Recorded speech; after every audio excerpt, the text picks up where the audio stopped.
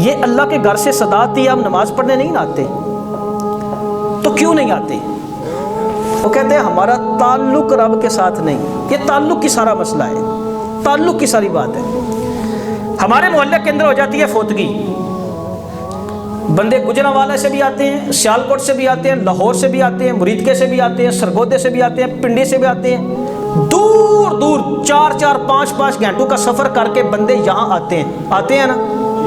بولیے ذرا، آتے ہیں؟ تصدیق کیجیے ذرا، آتے ہیں۔ کسی کے ہاں بھی فوتگی ہو، اس کے رشتہ دار جن کا تعلق ہے اس کے ساتھ، وہ اتنا لمبا سفر کر کے آتے ہیں۔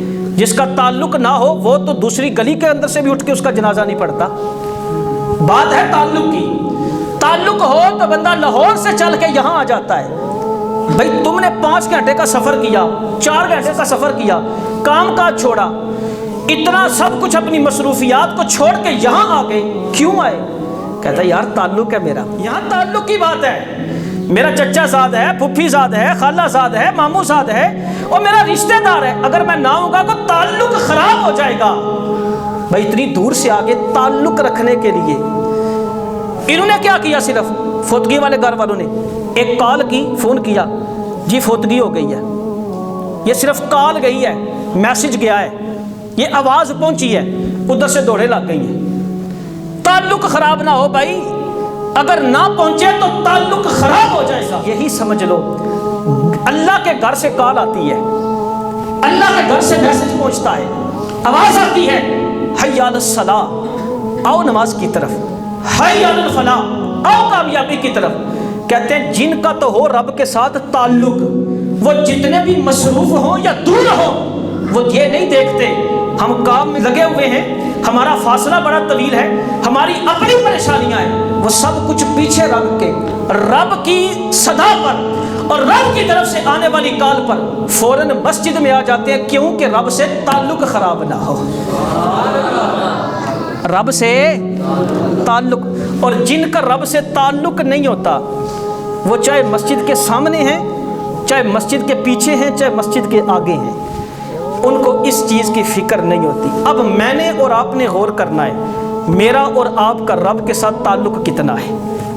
جب رب کے گھر سے صدا آتی ہے، آواز آتی ہے، میسج آتا ہے، اذان کی آواز آتی ہے، صدائے دل نواز آتی ہے، میں اور آپ غور کر لیں ہمارا تعلق رب کے ساتھ کتنا گہرا اور پکا ہے۔ ہم کام کاج چھوڑ کر صدا پر مسجد میں آ جاتے ہیں، اور اگر نہیں آتے تو پھر اپنے تعلق کی فکر کریں، کیونکہ اگر رب سے تعلق ہمارا نہیں ہے نا تو پھر یہ زندگی کا مقصد ہمارے ہاتھ سے نکل چکا ہے۔ پنجگانہ نماز کو شعار زندگی بنا لو، جہاں بھی ہو، جس کام کے اندر بھی پھنسے ہو، جیسے بھی مصروف ہو، سب کام کا چھوڑ دو، صرف اللہ کی دہلیز پہ آ کے جھک جاؤ۔ یہ دنیا کا ایک سادہ قاعدہ ہے، کسی کی مانو تو وہ بھی مانتا ہے، لیکن ہمارا فلسفہ بڑا عجیب ہے۔ ہم کہتے ہیں رب تیری ایک نہیں ماننی، پر تو ہماری ساری مان جا، تیری ایک نہیں ماننی، تو ہماری سب مان جا۔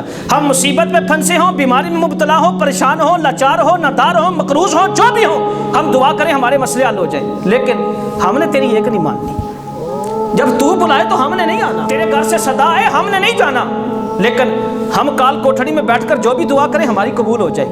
یہ دنیا کا ضابطہ ہے، آپ کسی کی مانیں گے تو وہ بھی آپ کی مانے گا، اور اگر آپ چاہتے ہیں نا آپ کی رب ساری مانے تو صرف اس کی یہ مان لو کہ تم اس کے سامنے جھکنا سیکھ لو، انشاءاللہ آپ دیکھیں گے آپ کو پھر کسی کے سامنے وہ جھکنے نہیں دے گا، آپ کی ہر خواہش دنیا میں بھی پوری فرمائے گا، آخرت میں بھی پوری فرمائے گا۔ اللہ مجھے آپ کو توفیق عمل عطا فرمائے۔